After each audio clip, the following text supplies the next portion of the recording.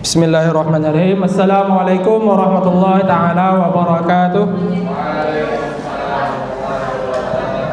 Baiklah, di sini kami dari kelompok 1 akan mempresentasikan hasil dari diskusi kami, yaitu tentang visi dan peta empati yang kami dapatkan. Jadi mata kuliah ini adalah mata kuliah proyek kepemimpinan yang diampu oleh Bapak dosen Dr. Haji Metroyadi MPD, yang beranggotakan yang pertama itu ada Ayu Agustina, saya sendiri Muhammad Ihsan Hidayatullah, yang ketiga ada Muhammad Mokhtar Lutfi, yang keempat ada Nur Zakiyatun Ibtiyah, dan yang kelima ada Emilia Ulfah. Jadi visi dari kami yaitu guru harus memiliki visi yang mengarah kepada perubahan, baik perubahan di kelas ataupun perubahan di sekolah. Nah, kemudian apa yang harus dilakukan? Jadi ketika jadi guru, dan visi yang kami rancang adalah untuk mencapai perubahan tersebut, guru perlu mengenal pendekatan manajemen perubahan. Kemudian manajemen pendekatan perubahan sering disebut dengan inquiry apresiasif. Inquiry apresiasif dikenal sebagai pendekatan manajemen perubahan yang kolaboratif dan berbasis kekuatan. Konsep EI ini atau konsep inquiry apresiatif ini pertama kali dikembangkan oleh David Coppereder. David Coppereder ini menyatakan bahwa pendekatan IA ini dapat membantu membebaskan potensi inovatif dan kreativitas, serta menyatukan orang dengan cara yang tidak dapat dilakukan oleh proses manajemen perubahan yang biasa. IA ini menggunakan prinsip-prinsip utama psikolog positif dan pendidikan positif. Pendekatan IA ini percaya bahwa setiap orang memiliki inti positif yang dapat memberikan kontribusi pada keberhasilan. Inti positif ini merupakan potensi dari aset organisasi.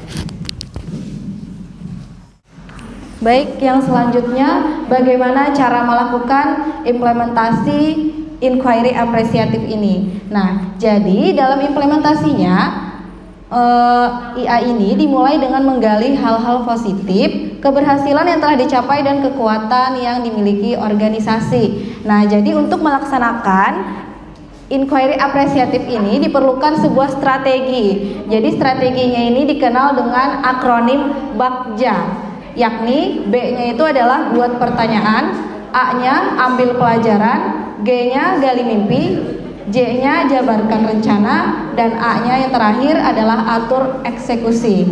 Nah, jadi agar perubahan yang diinginkan tercapai melalui pendekatan IA ini dan strategi BAKJA ini, kita juga harus merangkul pemangku kepentingan yang ada di sekolah atau dinas terkait.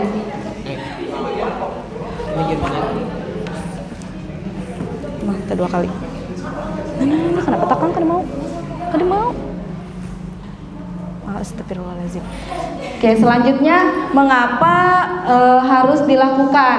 Nah, karena setiap pendidikan diharapkan dapat membawa perubahan sesuai dengan pemikiran Ki Hajar Dewantara. Jadi perannya bahwa pendidik itu hanya berperan sebagai penuntun murid atau fasilitator agar menuju kodrat alam dan kodrat zaman. Nah, jadi jelaslah bahwa pendekatan inquiry apresiatif ini merupakan pendekatan utama yang harus diimplementasikan guru menuju perubahan yang dicita-citakan dengan menyentuh peran strategis pemangku kepentingan di sekolah. Selanjutnya dijelaskan oleh rekan saya.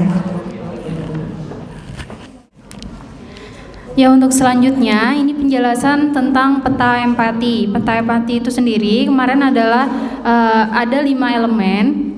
Yang pertama ada apa yang mereka pikirkan, apa yang mereka rasakan, apa yang mereka dengar, apa yang mereka ucapkan dan apa yang mereka lakukan. Mereka di sini adalah peserta didik karena dalam peta empati kali ini kami akan menjelaskan atau mengidentifikasi tentang pelajaran matematika. Pada saat mengajar, guru mengajar matematika, yang pertama pikiran apa yang mereka pikirkan atau apa yang peserta didik pikirkan saat belajar matematika. Pada pembelajaran matematika, dari yang saya lihat di lapangan, peserta didik cenderung memikirkan bahwa matematika itu sulit. Karena mereka berpikir untuk menjawab soal matematika itu memerlukan cara yang panjang agar menemukan jawaban yang benar. Maka itulah yang mereka pikirkan. Selanjutnya pada elemen yang mereka rasakan, pada elemen merasakan, peserta didik cenderung takut akan mata pelajaran matematika. Dari pengalaman yang saya alami, peserta didik merasa takut dan tidak mau ketika diberi kesempatan untuk mencoba menjawab soal matematika.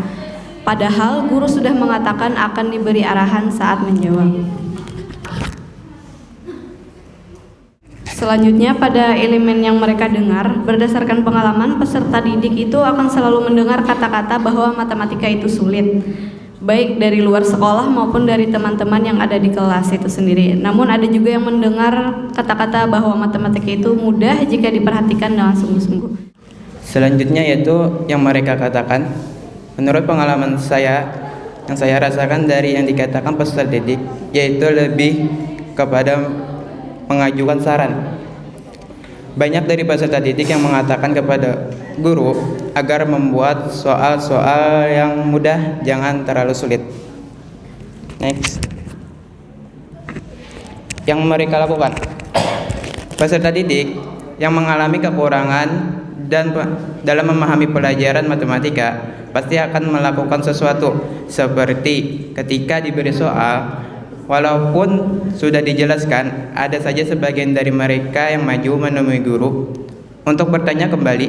Selain itu, yang peserta didik lakukan adalah mencari guru les untuk belajar lagi agar mampu menjawab soal-soal matematika yang benar. Mungkin itu saja yang dapat kami sampaikan. Salah hilap mohon maaf. Wabillahi taufiq wal hidayah. Assalamualaikum warahmatullahi wabarakatuh.